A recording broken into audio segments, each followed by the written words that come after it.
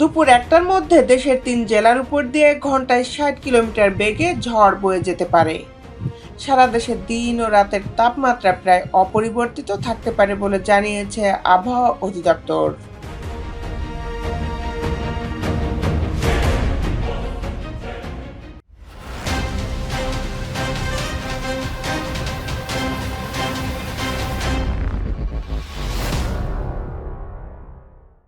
আজ মঙ্গলবার ভোরে দেশের অভ্যন্তরীণ নদীবন্দরের জন্য দেওয়া সতর্কবার্তায় এই তথ্য জানানো হয়েছে।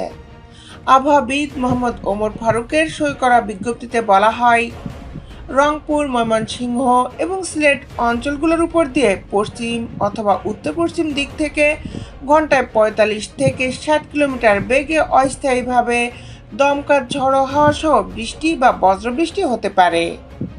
এসব এলাকার নদীবন্দরগুলোকে ১ নম্বর সতর্ক সংকেত দেখাতে বলা হয়েছে।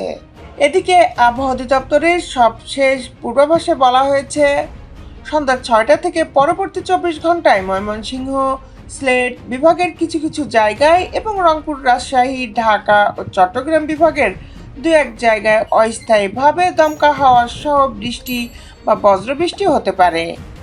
এছাড়া দেশের অন্যত্র অস্থায়ীভাবে আংশিক মেঘলা আকাশ সহ আবহাওয়া প্রধানত শুষ্ক থাকতে পারে। সারা দেশে দিন ও রাতের তাপমাত্রা প্রায় অপরিবর্তিত থাকতে পারে।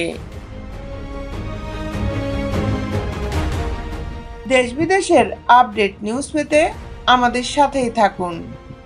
Justice television, Dhaka.